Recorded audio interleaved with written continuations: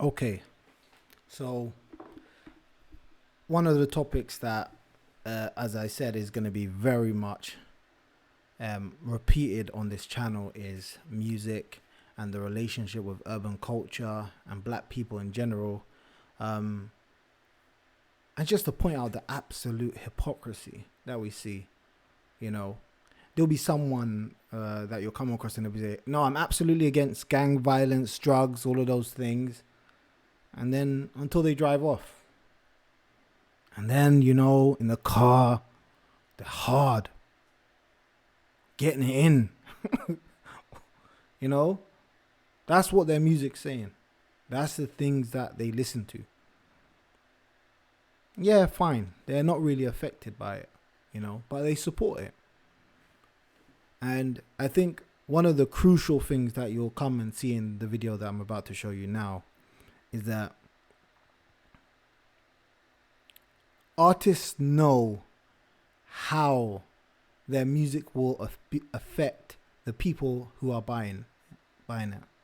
And I'm going to start with Tupac Shakur because, you know, he's arguably one of the greatest rappers ever, just due to his popularity in that regard. But he's also very familiar. A lot of people are quite familiar with him. So we'll start here and we're going to go down the chain and up the chain, you know, to this one and that one and what he said and what she said. But one of the things that I hope to get out of this series is for people in general to wake up to the absolute filth that is music and specifically rap, hip hop, R&B, all these things, the way it affects our community, especially the Muslim community, you know. And I only say specifically Muslims, although I hope that the wider audience takes this on board. It's poisonous. This is poison. Let me play the clip and then we'll go from there. And survive, and I can go out here and do my business out here. I'm play devil's advocate again. All right. Critics say, yeah, but you're being pimped. You're being pimped by the record executives who will allow you to do your thug life because it portrays a certain black. I mean, you've heard it, yeah, that if you were just a singer, you wouldn't have the same record contracts you have. Right. But because you portray the thug life, the gangster rap, they've allowed you to make that money. They've allowed you to push and make you platinum. I beg to differ. You know what I'm saying? I'm getting pimped. That's true. But just like how a woman would be, you know what I'm saying? Anybody to be pimped. You know, it's like, it's not that you get pimped, it's how long you get pimped. You know what I'm saying? Because if you really look at this situation, it is not I who's being pimped. When you look at them white kids with Raiders hats on, it's the white folks getting pimped. You know what I'm saying? Because I'm making their future. I'm writing down their curriculum. Right now, what I write in my album today, when it comes out in 2 months, that's what white kids is doing. So who really is getting pimped? What I'm writing in my raps is what them white kids is gonna be saying to their mamas and daddies when they come home. Who is getting pimped? You know? Who is getting pimped? Now, this is what, 28 years ago. And at the time, Tupac Shakur was a very controversial rapper just by the things he'd done, yeah? And a number of people would have topped him since his coming and going. Who is getting pimped is the question, because he's talking about white kids in this particular clip, but black kids were getting pimped too.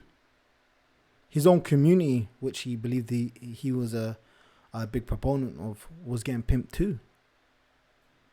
And arguably onwards and upwards. So every other rapper that comes out and claims to be a big proponent of their community, who is getting pimped? The black kid that is, you know, 13, 14, 15, 16, all those teenagers and listening to this poison, they're getting pimped too. But they're not getting paid. They don't have the means in order to step away from the poverty that they're in, or to dodge the older men who have brought into the gang lifestyle from 28 years ago, who are then going to be grooming the next set of, career criminals. Who is being pimped? Throughout this series, I hope to show that this is not just. And hopefully, I'm not gonna do it in order to trying to speak bad about Tupac in this way. I think even in his day, rap was very, very new. A lot of the stuff that, and he says this in this interview, and it's something that I do have to accept. A lot of the stuff that rap brought to the forefront when it at its inception was things that the general white people wouldn't have known what's going on until they heard it in the music. So where the early rappers may have used it as a tool to be heard and to spread awareness of situations regard to police brutality and wrongdoing in the community, it's morphed into a monster that has turned on the people. Not the rich, but the poor. The people who are living the real life of this music. The people who are living the day-to-day things in the ghettos or hoods or wherever, who are struggling, who have had 28 years of people who have been poisoning their mind with this filth that have become almost institutionalized by rap music, to the point where only Allah knows if if their minds can be changed. May Allah guide us. I think this is interesting and the reason why I use this clip in as opposed to someone else that is like modern and alive, because currently nowadays when you see the type of filth that is coming out, we'd like to believe that, why are they doing that? They are such a bad person today. So we look at people like, Nicki Minaj and those types of people who are bringing out very, very controversial, 3-letter word songs. And people are like, oh my God, she's so filth, she's so disgusting. Which she is. But no, this has been happening from day. This has been happening for a long time. And if we wanted to call it out today, we should have called it out yesterday. There's a saying. They said the best time to plant a tree is 20 years ago. And the second best time is today. So for us who are indulgent in this music and think it is the be all and end all of their life, some people are saying, music is my life,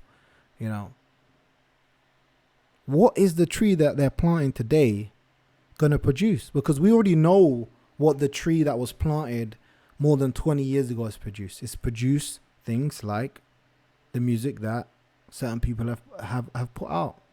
Music that even hardcore music fans are scandalized by. What is it going to be? What tree will be there in that place in 20 years? That's what we have to ask ourselves. I would like, any comments, insights you have, please drop them in the comment section below. Please like and subscribe to my channel. We're going to go in deep in regards to conversation, especially around music and its association with black people in general. Because I think this is an important association to absolutely destroy. When people try and associate me with like rap music and what have you like that, in terms of like my color, and say, like our music, it's not our music. It's the individual who created it. I will not be held to account for what they did. And I'm not proud of the fact that this person's black and I'm black. That's not something that brings me pride.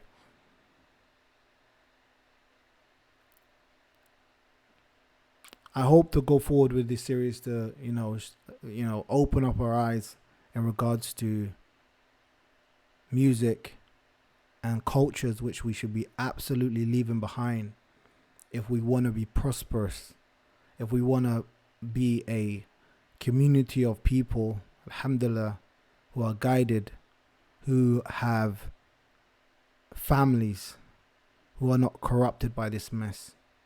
May Allah guide us. That's it for today. Assalamu alaikum wa rahmatullahi wa barakatuh.